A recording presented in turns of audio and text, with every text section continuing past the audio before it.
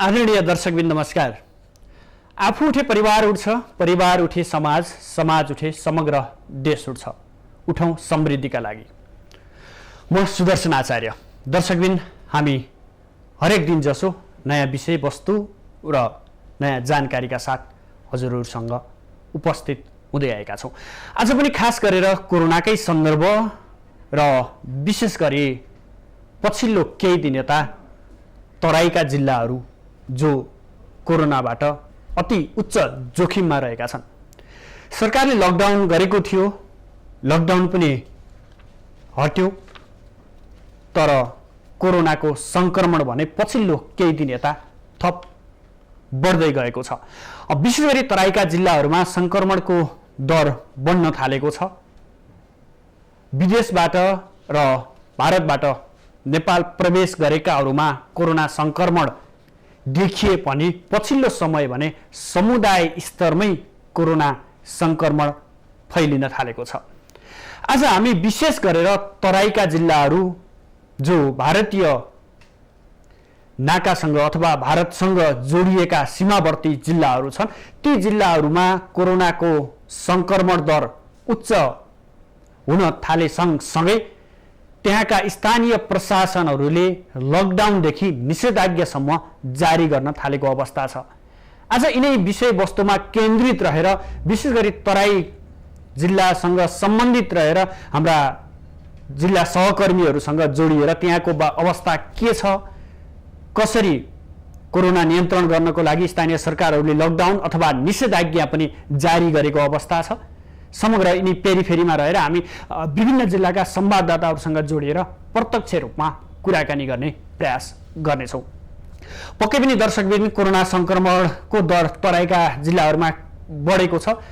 तराईका जिल्लाहरूमा कोरोना संक्रमण दर बढे सँगसँगै हाम्रो मोरङको विराटनगर, त्यस्तै बाँकेको नेपालगञ्ज, पर्साको वीरगञ्ज, महोत्तरीको जलेश्वर, त्यस्तै बारा, पर्सा, रौतहटका जिल्लाहरूमा पनि स्थानीय प्रशासन र स्थानीय निकायले आफ्ना ठाउँमा कुनै ठाउँमा निषेधाज्ञा जारी गरेका छन् भने कुनै ठाउँमा लकडाउन नै जारी गरेका छन्। सरकारले लकडाउन हटाएको छ, तर स्थानीय तहहरूले यसरी लकडाउन जारी गरिरहेका छन्। कस्तो छ त ती जिल्लाहरूको अवस्था भन्ने विषयमा जानकारी लिन हामी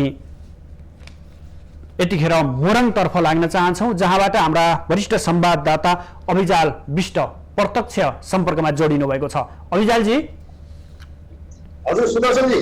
हजुर, जसरी मोरङको विराटनगरमा पनि कोरोना संक्रमण दर बढ्यो अथवा कोरोनाको भयावह अवस्था आउन थाल्यो भनेर त्यहाँ पनि निषेधाज्ञा जारी गरिएको भनिएको छ, त्यहाँको समग्र अवस्था के छ प्रदेश 1 को र विशेष गरी विराटनगरको अवस्था के छ?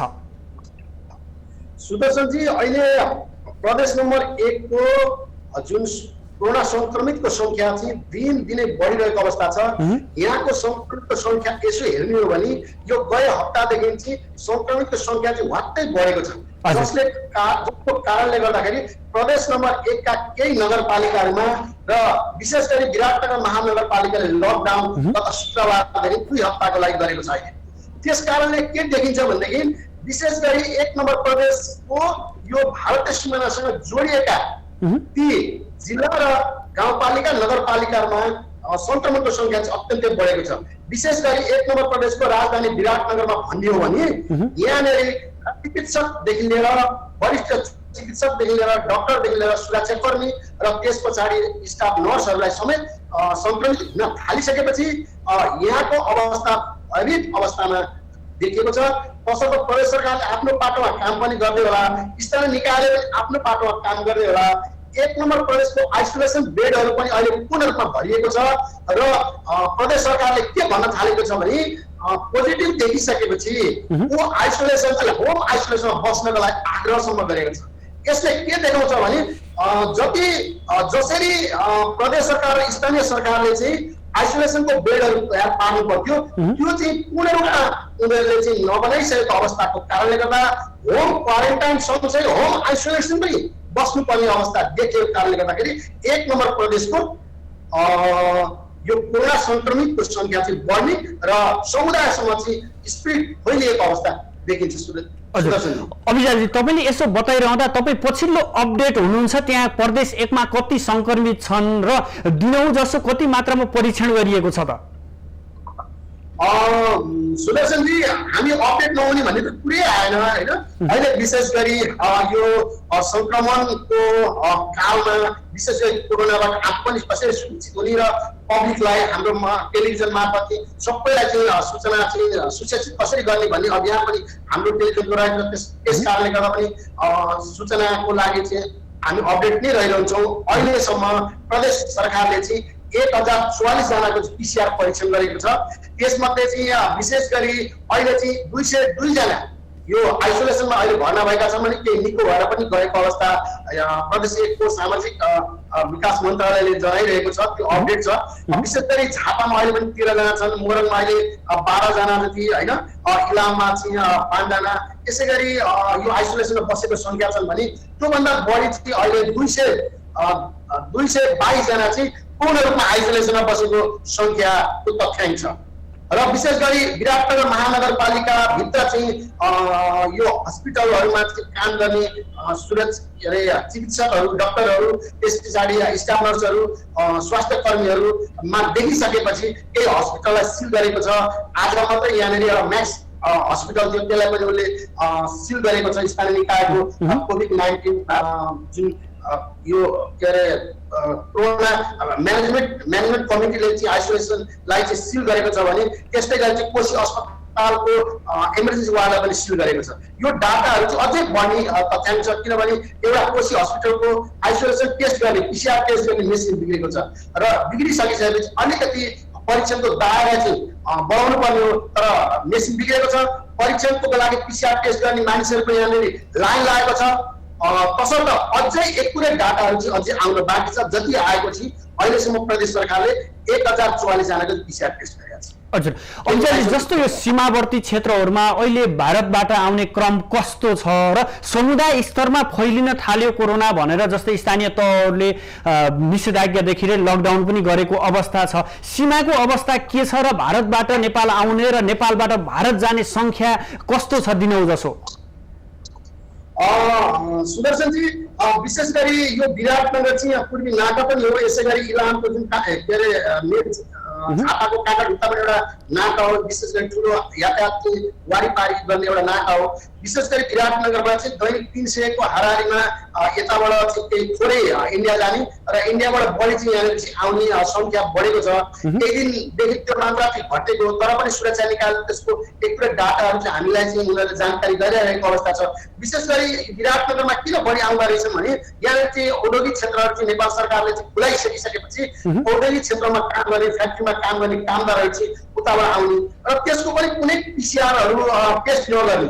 यो किन त्यस्तो रह्यो हामीले बुझ्दा हामी सञ्चारकर्मीलाई चाहिँ मोटामोटी हामीले पत्रकार महासंघमा बसेर यसो क्यालकुलेसन गर्दाखेरि चाहिँ यो जनप्रतिनिधिहरू पहिले चुनावमा भाग लिए र जुन व्यापारीहरूलाई सपोर्ट गरे। अहिले व्यापारले व्यापारको चलाउनु पर्यो, उद्योगको चलाउनु पर्यो, कामदारहरू सस्तो कामदार इन्डियाबाट आउने। अनि त्यस कारणले चाहिँ वडा समितिले सिफारिस गर्ने, वडा समितिको सदस्य कोही जाने, उसले सिफारिस गरेर त्यहाँबाट चाहिँ ल्याएर चाहिँ कुनै क्वारेन्टाइन बिना सिधै के अरे फ्याक्ट्रीमा प्रवेश गराउने। त्यो चाहिँ त्यो कारणले पनि समुदायमा त्यो चाहिँ प्रवेश गरेको हो कि भन्ने हाम्रो आकलन छ।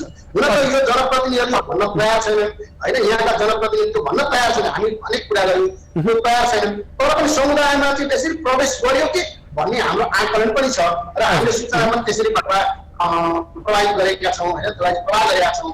र अर्को कुरा हेर्ने हो भने इलामबाट पनि त्यति मानिसहरू चाहिँ आउँछ। इलाम इन्डियामा अहिले उता के अरे बङ्गालमा केही दिनदेखि चाहिँ अल्टरनेट दिन बिराएर त्यहाँनिर चाहिँ लकडाउन गरिएको छ। दिन खुलेको दिन प्रवेश गरेर दिन्छ, त्यसको अरू बेला दिँदैन। यो बिहारमा चाहिँ पूर्ण रूपमा बन्दै छ, त्यसकारण त्यही पनि मानिसहरूको आवाज अभिजालजी, जस्तो स्थानीय तहहरूले लकडाउनदेखि निषेधाज्ञा पनि गरेका छन्, तर आन्तरिक रूपमा तयारी कस्तो गरिएको छ, परीक्षणको कुरा कस्तो गरिएको छ, आइसोलेसनको बेडहरूको व्यवस्था कस्तो छ, स्वास्थ्य सामग्रीको अवस्था कस्तो छ, स्वास्थ्य कर्मीको पहुँच छ कि छैन? सुदर्शनजी, के छ भने अहिले विशेष गरी 1 नम्बर प्रदेशको यो विराटनगर महानगरपालिकाले लकडाउन घोषणा गरिएको छ शुक्रबारदेखि 2 हप्ताको लागि। हजुर र विशेष गरी यो महानगरपालिका त्यसै सम्पूर्ण महानगरपालिका पनि, तर यहाँनिर आइसोलेसनको व्यवस्था त्यति गरिएको छैन। अहिले पनि लकडाउन खुल्ला रूपले मानिसहरू आवाजात गरिरहेको अवस्था देखिन्छ। होटलहरू सामान्यतः खुल्ला छन्, दोकानहरू सामान्यतः खुल्ला छन्, र प्रहरीहरू चाहिँ ठाउँ ठाउँमा झुन्ड भएर नाकामा बसेको अवस्था छ। केही मानिसहरूलाई चाहिँ आउन दिने अथवा नदिने, कहिलेकाहीँ उनीहरूलाई टाइट गर्ने, कहिलेकाहीँ ठुलो गरेको अवस्था छ। यसलाई सिल भन्न सकिन्छ थाहा छैन। तर पुलिसहरू पनि, सुरक्षा कर्मीहरू पनि सशक्तित छन्। उनीहरूलाई पनि कोरोना लागेको उनीहरूलाई डर छ, त्यस कारण उनीहरू हतपत उनीहरूलाई छुँदैनन्। घोषणा गर्ने लकडाउन हो भनिन्छ, तर उनीहरू बाहिर निक्लेका छैनन्। कुनै पनि जनप्रतिनिधिहरू टक्क गाडीमा जाने अनि त्यसमा मन्त्रालयमा बस्ने, गाडीमा जाने, त्यस कारणले मेयरहरू चाहिँ यो आफ्नो चाहिँ नगरपालिका महानगरपालिका कुर्सीमा बस्ने र त्यसैमा चाहिँ डिस्टेन्सको दूरी आधारले चाहिँ मिटिङ गर्ने, घोषणा गर्ने काम मात्रै भएको छ। र घोषणा गर्दाखेरि अब भोलिको आइसोलेसन अवस्था कस्तो हुन्छ, त्यसलाई चाहिँ कसरी व्यवस्थापन गर्न सकिन्छ, को मान्छेलाई कहाँनिर गर्नुपर्ने, बिमारी भएका मानिसहरूलाई कहाँनिर लगेर राख्नुपर्ने, कोरोना भएका मानिसहरूलाई कहाँ लगेर राख्नुपर्ने हो, त्यो कुनै पनि व्यवस्थापनतिर ध्यान दिएको छैन। मात्र घोषणाको लागि घोषणा गरियो, तर त्यसको व्यवस्थापन अझै पनि कमजोरी छ। एउटा उदाहरणमा भन्छु, कसैलाई कोरोना पुष्टि भयो, पोजिटिभ पुष्टि भयो भने त्यो मान्छे खुदै आफूले रिपोर्ट गरेर जान्छ र पुष्टि भइसकेको त्यहाँको मान्छे भागेर भाग हुन्छ। एक समयमा विराटनगर महानगरपालिका यही हो। सुन्नुहोस् हुन्छ अभिजालजी, समग्र प्रदेश 1 र खास गरेर विराटनगर महानगरपालिकाको बारेमा जानकारी गराउनु भयो, यसको लागि धन्यवाद। दर्शकबिन, हामीसँग हुनुहुन्थ्यो हाम्रा मोरङ संवाददाता अभिजाल विष्ट हुनुहुन्थ्यो। उहाँले समग्रमा प्रदेश 1 को तराई क्षेत्रमा जो भारतीय सीमासँग जोडिएको जिल्लाहरू छ त्यो जिल्लाको अवस्था के छ र विशेष गरी विराटनगर महानगरपालिकामा कोरोनाको दर बढ्न थालिसकेपछि त्यहाँ लकडाउन जारी गरिएको छ 2 हप्ताको लागि, र त्यो लकडाउन जारी भए सँगसँगै स्थानीय तहले कसरी त्यहाँ काम गरिरहेका छन्, परीक्षणको कुराहरू बढेका छन् या लकडाउनमा मात्रै नामको मात्रामै लकडाउन गरिएको छ भन्ने विषयमा आधारित रहेर त्यहाँको समग्र अवस्थाबारे जानकारी गराउनु भयो। पक्कै पनि दर्शकबिन, करिबन 20,000 भन्दा बढी संक्रमित संख्या पुगेको छ नेपालमा। त्यसै गरी परीक्षण पनि बढाइएको भनिएको छ। स्वास्थ्य मन्त्रालयको अन्तिम डाटा अनुसार 20,000 भन्दा बढी व्यक्तिहरूमा कोरोना भाइरस संक्रमण देखा परेको भनेर बताइएको छ। र विशेष गरी पछिल्लो समय तराईका जिल्लाहरू, त्यो पनि मुख्य सहरहरू जस्तो मोरङको विराटनगर, पर्साको वीरगञ्ज र त्यस्तै बाँकेको नेपालगञ्ज मुख्य सहरहरूमा चाहिँ कोरोना संक्रमण दर बढेको भनिएको छ। र यिनी तिनैवटा क्षेत्रमा अहिले लकडाउनदेखि लिएर निषेधाज्ञा पनि स्थानीय प्रशासनहरूले गरिरहेको अवस्था छ। यो अवस्थामा भारतबाट पनि नेपाल प्रवेश गर्नेहरूको संख्या बढिरहेको भनिएको छ। परीक्षणको कुराहरू पनि कम गरिएको भनिएको छ। र अर्को कुरा, कोरोना अब बिस्तारै समुदायमा फैलिन लागेको, समुदाय स्तरमा नै कोरोना देखिएको भनिएको छ। यसै समग्रमा हेर्दा लामो समयसम्म लकडाउनमा बसेको नेपाल जब लकडाउन बिस्तारै खुकुलो बनाउँदै हटाइयो, त्यसपछि फेरि कोरोना संक्रमण दर चाहिँ उच्च बन्दै गएको छ। त्यो सँगसँगै मृत्युको कुराहरू पनि बढिरहेको छ। पछिल्लो तथ्याङ्क अनुसार नेपालमा 20,086 जनामा कोरोना भाइरसको संक्रमण देखिएको छ, जसमध्ये 56 जना व्यक्तिहरूको मृत्यु भइसकेको अवस्था छ। शनिबार 315 जनामा थप 315 जनामा कोरोना थपिएको थियो। स्वास्थ्य मन्त्रालयका अनुसार जिल्लामा 3015 जनामा कोरोना संक्रमण पुष्टि भएको र कुल संक्रमित मध्ये 14,492 जना चाहिँ व्यक्तिहरू उपचारपछि निको भएर घर फर्किएको बताइएको छ। त्यस्तै गरी अहिले देशैभरि गरेर 11,533 जना व्यक्तिहरू क्वारेन्टाइनमा रहेका छन् भने आइसोलेसनमा रहनेको संख्या 5,338 रहेको छ। मन्त्रालयले खास गरी स्थल मार्ग हुँदै सीमाबाट नेपाल भित्रिने नागरिकहरूको स्वाब सङ्कलन गरी कोरोना परीक्षण गर्न आग्रह गरिरहेको छ।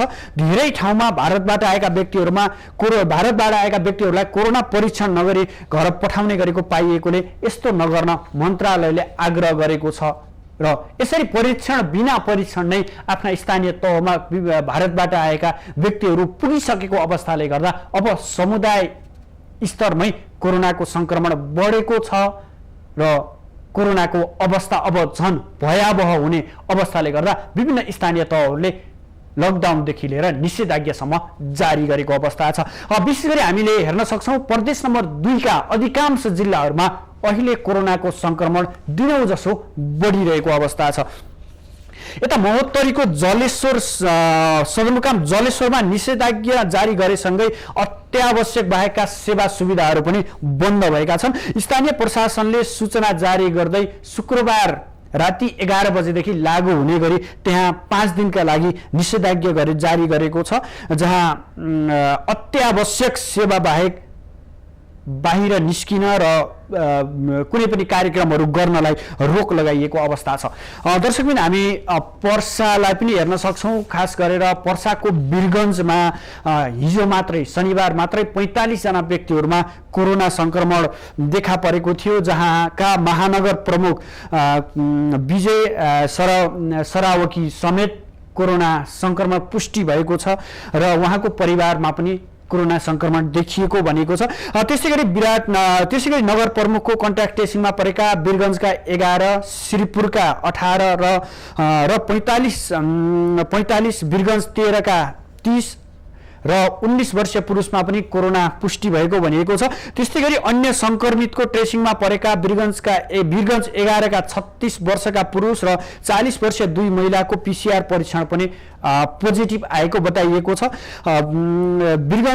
वीरगञ्ज महानगरपालिका 4 बिर्ता स्थित कन्या माविबाट सङ्कलन गरिएका स्वाब परीक्षण गर्दा 19 जनाको कोरोना रिपोर्ट पोजिटिभ आएको भनेर कुराहरू बताइरहेको छ। यसअघि वीरगञ्ज 6 माई स्थानको मिन बजार क्षेत्रमा गरिएको ट्रेसिङमा पनि 33 जनामा कोरोना संक्रमण पुष्टि भएको थियो। यसरी अहिले पर्साको वीरगञ्ज महानगरपालिका यतिखेर कोरोनाले ग्रस्त छ र अन्य जिल्लाहरू पनि छ। यता नेपालगञ्जमा पनि निषेधाज्ञाका कुराहरू छ।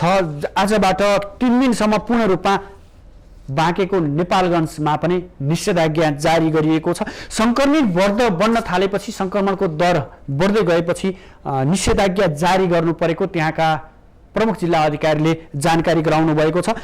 यसै गरी अन्य जिल्लाहरूमा पनि निषेधाज्ञादेखि लिएर लकडाउनहरू गरिरहेको छ। विशेष गरी सरकारले कोरोना संक्रमण नियन्त्रणको लागि लामो समयसम्म लकडाउन गर्यो र बिस्तारै खुकुलो गरेर त्यसलाई लकडाउन हटाइसकेपछि स्थानीय तहहरूमा संक्रमण देखिएमा स्थानीय तह आफैले यसलाई व्यवस्थापन गर्न सक्ने भनेर जब सरकारले घोषणा गर्यो, त्यो सँगसँगै केही दिन लकडाउन खुकुलो भए सँगसँगै मानिसहरूको आवत जावत बाक्लिन थाल्यो। फलस्वरूप पछिल्लो केही दिन यता कोरोना संक्रमण चाहिँ बढिरहेको अवस्था छ।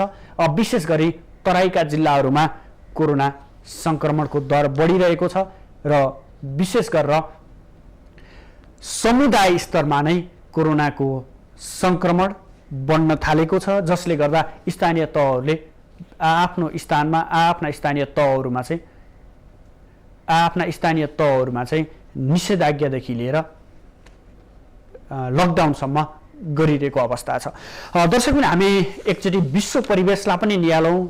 यही समग्र कोरोनाको अवस्थालाई विश्वमा हेर्दा 1,80,13,191 जना व्यक्तिहरूमा चाहिँ कोरोना संक्रमण पुष्टि भएको छ। यो विश्व स्वास्थ्य संगठनको पछिल्लो तथ्याङ्क अनुसार विश्वभर 1,80,13,191 जना व्यक्तिहरूमा कोरोना भाइरस संक्रमण पुष्टि भएको छ, जसमध्ये 6,88,718 जना व्यक्तिको मृत्यु भइसकेको अवस्था छ भने 1,13,26,433 जना व्यक्तिहरू निको भएर घर फर्किसकेको अवस्था छ।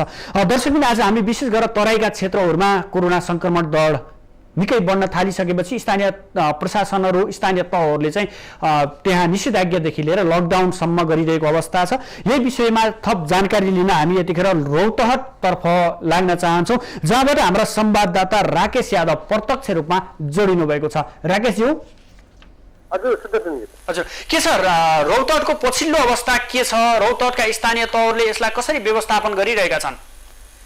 जस्तै रौतहटको कुरो गर्दाखेरि अहिले रौतहटको अहिले जम्मा 7 जना मात्र कोरोना संक्रमित रहेका छन् यहाँका स्कुलिङ वार्डहरूमा र त्यसै गरी करिब 13,000 12,000 भन्दा बढी निको भएर अनि कोरोना संक्रमित र प्लस यो क्वारेन्टाइनमा बसेका 12,000 भन्दा बढी गरेर गइसकेका छन् अहिले रौतहट जिल्लाको कुरो गर्दाखेरि। हजुर जस्तो स्थानीय तहहरूले पनि तराईका विभिन्न जिल्लाहरू विभिन्न स्थानीय तहहरूमा लकडाउनदेखि लिएर निषेधाज्ञा गरेको अवस्था छ। रौतहटमा त्यस्तो स्थानीय तहहरूले यसलाई नियन्त्रणमा लिनको लागि केही प्रक्रियाहरू अपनाएका छन् या अथवा रौतहटमा कुनै पनि स्थानीय तहहरूले लकडाउन अथवा निषेधाज्ञा नगरेको अवस्था हो? अहिले रौतहट जिल्लामा त्यस्तो निषेधाज्ञा गरेको छैन रौतहट जिल्लामा अहिले र सही जानकारी अनुसार भोलिदेखि गर्न सक्ने भनेर त्यस्तो भनिएका छन्। अहिले सुरक्षा समितिको बैठक केही बेरमा बस्दैछन् र त्यो के गर्ने नगर्ने भनेर त्यस्ता किसिमको निर्णय गरिसकेपछि अब भोलि के हुन्छ भनेर भन्न सकिन्छन् तुषारजी अहिले रौतहट जिल्लाको सुरु गर्दाखेरि। हजुर अनि यो भारतीय सीमा क्षेत्रबाट नेपाल प्रवेश गर्नेहरूमा बढी संक्रमण देखिएको छ भनिएको छ, त्यहाँ सीमा क्षेत्रमा कसरी व्यवस्थापन गरिएको छ? भारतबाट आउने भारतीय अथवा भारतमा रहेका नेपालीहरू पनि कसरी भित्रिरहनु भएको छ? उहाँहरूको परीक्षण कसरी गरिएको छ या छैन? कस्तो छ अवस्था?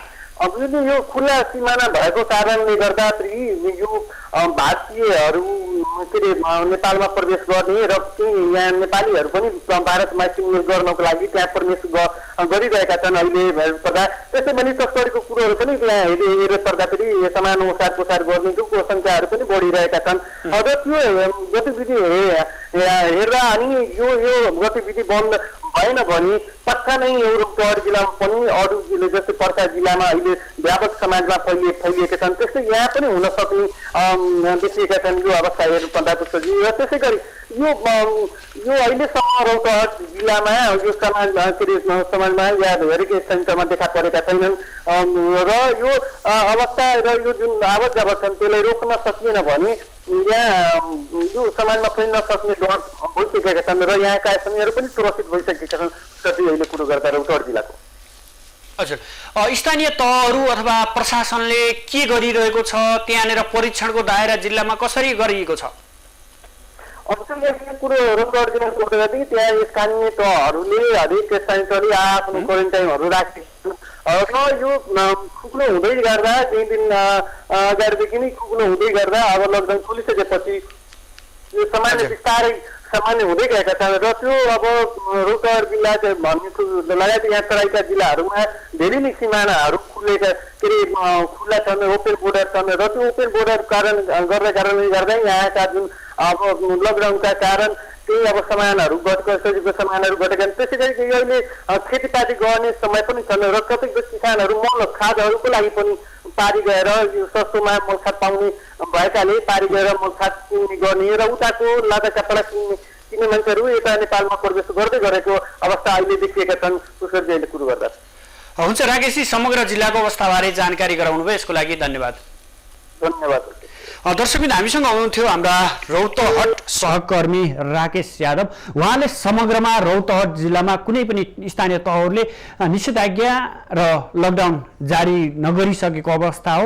यद्यपि कोरोना संक्रमणको दर भने दिनौ जसो बढिरहेको छ। त्यहाँका जनताहरू थप त्रसित भएका छन्। त्यहाँ पनि समुदाय स्तरमै कोरोना संक्रमण देखिन थालेको छ र जसरी खुल्ला सीमाका कारण भारतबाट नेपाल प्रवेश गर्ने र नेपालबाट भारत जाने व्यक्तिहरू जो नागरिकहरू छन् उनीहरूले गर्दा थप जोखिममा रहेको र यद्यपि सुरक्षादेखि लिएर प्रशासनहरूको बैठकहरू बसिरहेको र थप यसलाई कसरी मजबुत बनाउने र यसलाई थप समुदायमा फैलिन नदिन के गर्ने भन्ने विषयमा छलफलहरू पनि भएको र थप निर्णयहरू पनि आउने भनेर हामीलाई जानकारी गराउनु भयो। पक्कै पनि दर्शकबिन्दहरू हामी लामो समयसम्म लकडाउनमै बितायौँ। लामो समयसम्म देश नै पूर्ण रूपमा लकडाउन भएको अवस्था थियो। बिस्तारै केही क्षेत्र बाहेक अन्य क्षेत्रहरू खुलेको अवस्था छ। अब लकडाउन हटिसकेको अवस्था सँगसँगै कोरोना पनि बिस्तारै कम हुँदै जाने अपेक्षा थियो। यद्यपि त्यो हुन सकिरहेको छैन। कोरोना संक्रमण दर चाहिँ बढिरहेको अवस्था छ। त्यो पनि विशेष गरेर तराईका क्षेत्रहरू र तराईका क्षेत्रहरूमा पनि प्रदेश नम्बर 2 मा यतिखेर कोरोनाको संक्रमण दर दिनौं जसो बढिरहेको अवस्था छ।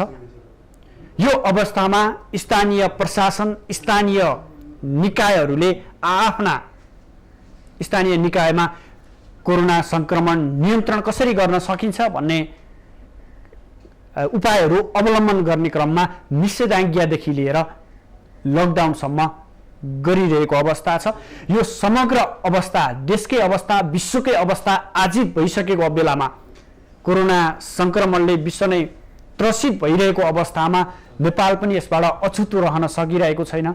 नेपालमा पनि मृत्यु दर पनि बढिरहेको छ, संक्रमण दर दिनौं जसो बढिरहेको अवस्था छ र सरकारले परीक्षणको कुराहरूदेखि लिएर अन्य आइसोलेसन क्वारेन्टिनको कुराहरूमा पनि थप व्यवस्थित गर्दै जानुपर्नेमा विद्यालयमा क्वारेन्टाइनहरू राख्न नपाउने अथवा विद्यालयमा भएका क्वारेन्टाइनहरूलाई पनि हटाउनु भन्ने एक किसिमको आदेश दिइसकेको अवस्था छ। यस्तो अवस्था छ। अर्कोतर्फ कोरोना संक्रमण दर चाहिँ दिनौं जसो बढिरहेको छ। त्यो पनि अब समुदाय स्तरमै कोरोनाका लक्षणहरू, कोरोना संक्रमणहरू देखिरहेको अवस्था छ। यस्तै विषयमा समुदाय स्तरमै कोरोना संक्रमण फैलिसकेपछि यता झापाको अर्जुनधारा नगरपालिकामा पनि कोरोना संक्रमण देखिन थालिसकेपछि, समुदाय स्तरमा कोरोना संक्रमण देखिन थालिसकेपछि त्यहाँ पनि नदिन अर्जुनधारा नगरपालिकाले पनि त्यहाँनिर लकडाउन गरेको छ, आफ्नो स्थानीय तहमा लकडाउन गरेको छ। दर्शकबिन, हामी विभिन्न जिल्ला र स्थानीय तहहरूका पछिल्लो अवस्था के छ र विशेष गरेर कोरोना नियन्त्रणको गर्नको लागि चाहिँ जिल्लाले कसरी आफ्ना सुरक्षाहरू अपनाइरहेका छन्, लकडाउन गरेका छन् अथवा निषेधाज्ञा के गरिरहेका छन् भन्ने विषयमा जानकारी लिने प्रयास गरिरहेका छौँ। अब हामी पर्सातर्फ लाग्न चाहन्छौँ, जहाँबाट हाम्रा संवाददाता राजेन्द्र सिंह यतिखेर हामीसँग प्रत्यक्ष जोडिनु भएको छ। राजेन्द्रजी। हजुर सुदर्शन सर। हजुर, पछिल्लो समय पर्सामा पनि वीरगञ्ज कोरोना संक्रमण दर निकै उच्च भएको स्थानमा मानिएको छ। त्यहाँ निषेधाज्ञाका कुराहरू पनि गरिएको छ। पछिल्लो अवस्था के छ त्यो बारेमा जानकारी गराइदिनुस् न। हजुर, यहाँले भने जस्तो नै पर्साको यो वीरगञ्ज निकै नै हटस्पट भइसकेको छ। पर्सामा कुल संक्रमितको संख्या 503 पुगिसकेको छ र अहिले पनि सक्रिय रहेका 303 जना छन्। कतिपयलाई आइसोलेसनमा राखिएको छ र कतिपयलाई होम क्वारेन्टाइनमा बनाइएको छ र 200 जना निको भएर घर फर्किसकेको अवस्था रहेको छ हालसम्म। र यो पछिल्लो 17 दिनमा 11 जनाको मृत्यु पनि भइसकेको अवस्था रहेको छ र हालसम्म कुल 15 जनाले यो कोरोनाको कारण ज्यान गुमाइसकेको अवस्था रहेको छ सुदर्शन सर।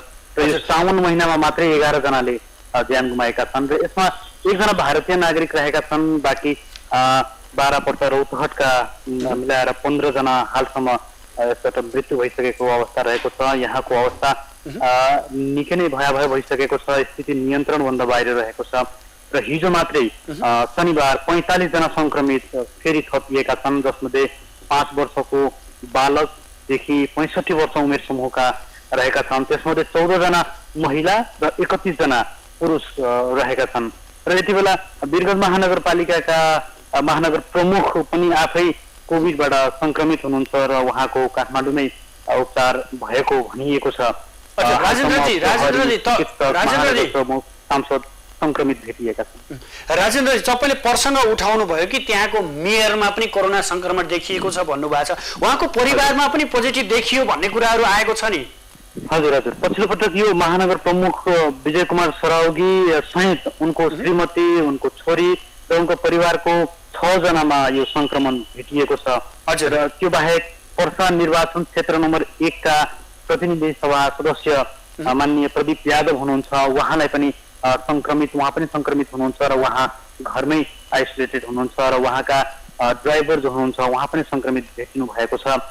यो सँगै वीरगञ्ज महानगरपालिका अन्तर्गत रहेको वीरगञ्जको कारागारमा 300 जनामा लक्षण देखिएको छ। यद्यपि उहाँहरूको PCR परीक्षण अहिलेसम्म पनि हुन सकेको अवस्था छैन। हजुर राजेन्द्र तपाईँले यसो बताइरहँदा त्यो कारागारमा 300 जना भन्नुभयो, तिनीहरूको परीक्षण किन हुन सकिरहेको छैन? स्थानीय तहले के गरिरहेको छ?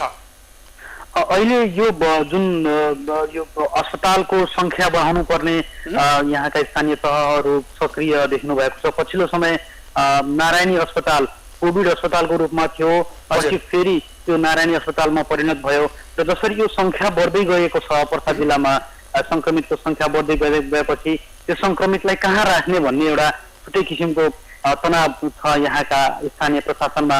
त्यही भएर वीरगञ्जको 2वटा अस्पताल पछिल्लो समय गण्डक अस्पताल कोभिड अस्पतालको रूपमा रहेको छ, जसमा 50 बेड क्षमता मात्रै रहेको छ र मैले अघि पनि जोडे 303 जना सक्रिय रहेका छन्। यसमध्ये जति संक्रमित बढ्दै जान्छन् उनीहरूलाई राख्ने व्यवस्थापन गर्ने समस्या रहेको छ। हिजोबाट मात्रै वीरगञ्जको एउटा अर्को अस्पताल वीरगञ्ज हेल्थ केयर यो यसमा 100वटा बेड क्षमता रहेको छ। यो अस्पताललाई पनि अस्थायी कोभिड अस्पतालको रूपमा घोषणा गरिएको छ र अहिले तत्काल 150 बेड क्षमताको कोभिड अस्पताल रहेको छ र यहाँ सक्रिय एक्टिभ केस भनेको 303 वटा रहेका छन्। 150 जना मात्रै अस्पतालमा अट्न सक्ने क्षमता छ भने बाँकीहरूलाई होम क्वारेन्टाइनमै राखिएको छ र योभन्दा बाहेक परीक्षणहरू अझै थप अगाडि बढ्यो भने त्यो भेटिएका संक्रमितहरूलाई कहाँ राख्ने भन्ने एउटा फरक चुनौती रहेको छ। त्यसमा पनि वीरगञ्ज महानगरपालिकाले 50,000 जनाको परीक्षण गर्ने लक्ष्य लिएको थियो। वीरगञ्ज महानगरपालिका अन्तर्गत नै 10,000 को संख्यामा यो परीक्षण गर्ने भनिएको थियो, त्यो पनि हुन नसकेको अवस्था छ। 2-3 वटा वडामा मात्रै पछिल्लो समय महानगर प्रमुखको सक्रियतामा निःशुल्क रूपमा PCR परीक्षण भएको अवस्था थियो। यो अहिलेसम्मको अपडेट रहेको छ। हजुर हुन्छ राजेन्द्रजी, समग्र जिल्लाको अवस्थाबारे जानकारी गराउनु भयो, यसको लागि धन्यवाद। धन्यवाद यहाँलाई। दर्शकबिन हामीसँग हुनुहुन्थ्यो हाम्रा पर्सा सहकर्मी राजेन्द्र सिंह हुनुहुन्थ्यो। उहाँले समग्र पर्सा जिल्लाको र त्यसमा पनि वीरगञ्जको अवस्थाको बारे जानकारी गराउनु भयो। खास गरेर पर्साका सङ्घीय सांसददेखि लिएर त्यहाँका वीरगञ्जका मेयर र उहाँको परिवारसम्मलाई कोरोना संक्रमण देखिएको छ। साथसाथै सबैभन्दा पछिल्लो नेपालभरमा सबैभन्दा पछिल्लो संक्रमण दर बढिरहेको जिल्लामा पनि पर्सा जिल्ला रहेको छ भने त्यहाँ मृत्यु हुनेको संख्या पनि सबैभन्दा बढी संख्या रहेको जिल्लाको रूपमा चाहिँ पर्सा जिल्ला रहेको छ। त्यहाँ अस्पतालहरूको अवस्था र खास गरेर पछिल्लो संक्रमण दर समुदायमा फैलिसकेपछि जनताहरूमा एक किसिमको त्रास सिर्जना भइरहेको अवस्थामा के छ पछिल्लो अवस्था, कसरी स्थानीय तहले व्यवस्थापन गरेका छन् भन्ने समग्र जानकारी चाहिँ हामीलाई हाम्रा पर्सा संवाददाता राजेन्द्र सिंहले गराउनु भयो।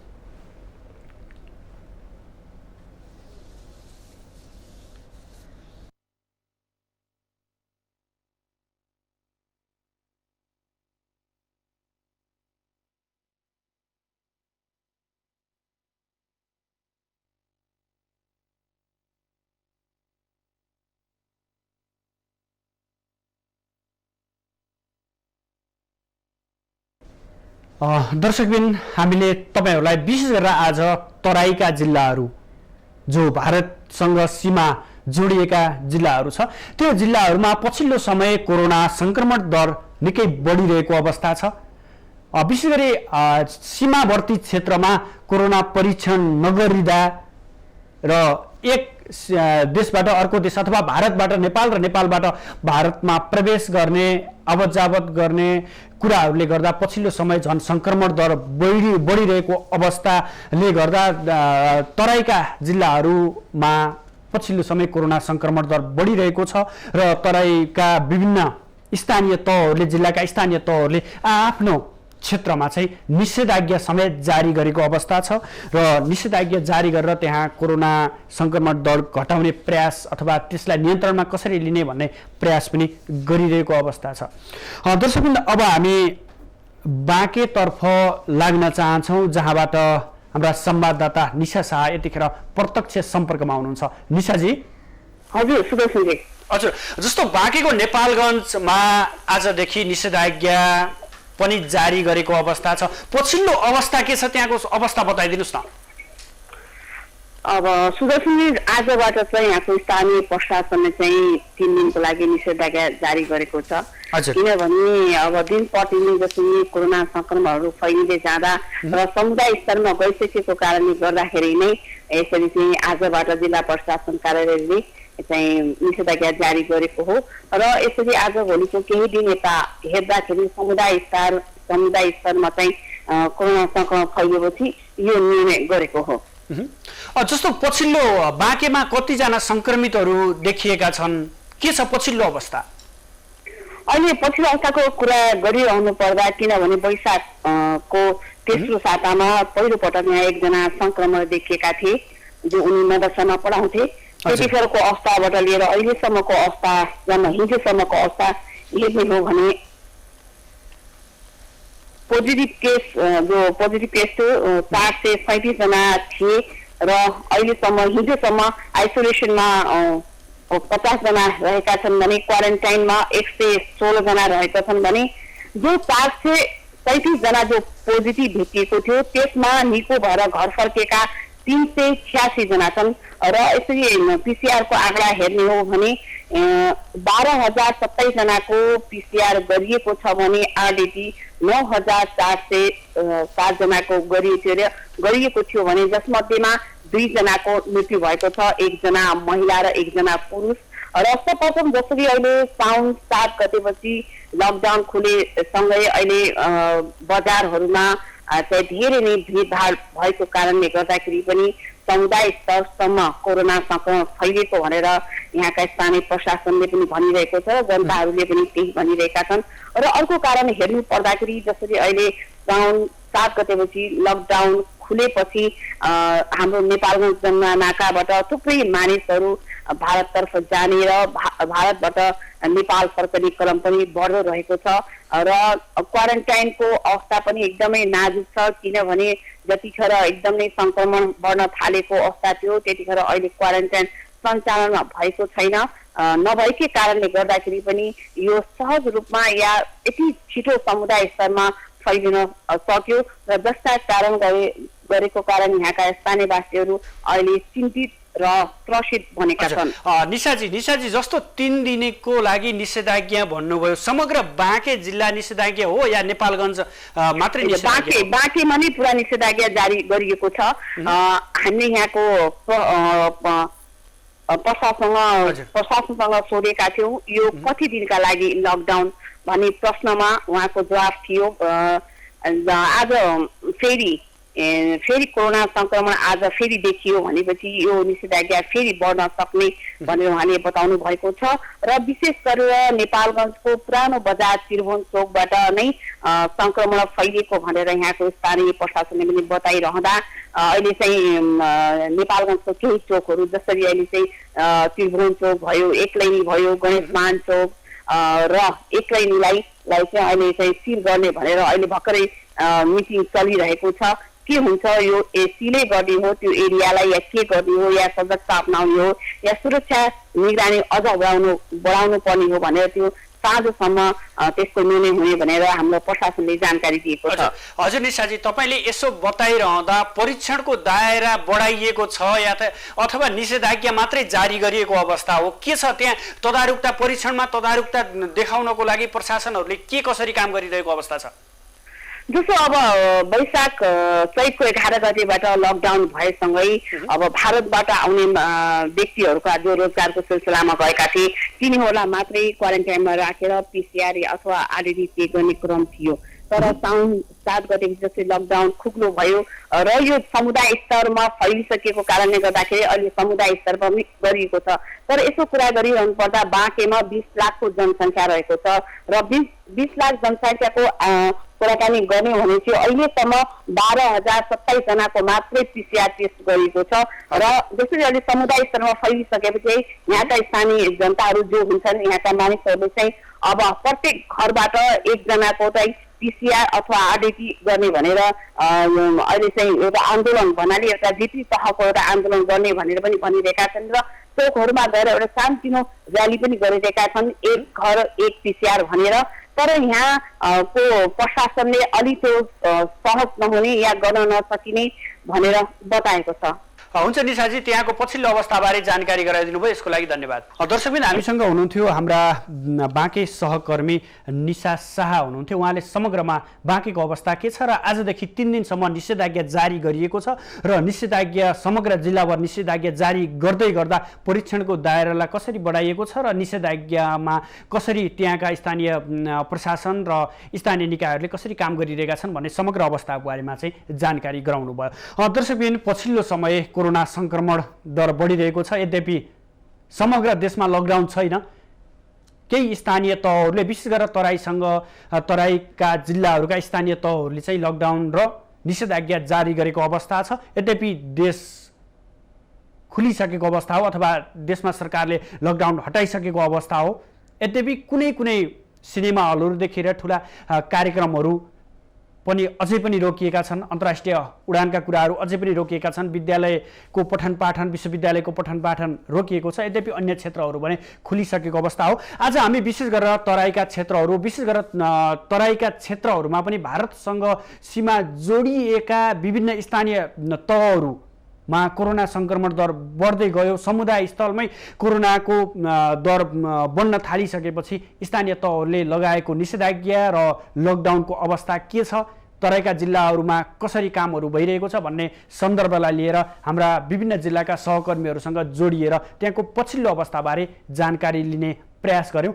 हामी तपाईहरूलाई दिनभर जसो लकडाउन विशेष र यससँग सम्बन्धित रहेका विविध जानकारी र समाचारहरू प्रस्तुत गर्ने नै छौँ। अहिले भने पालो भएको छ विश्रामको।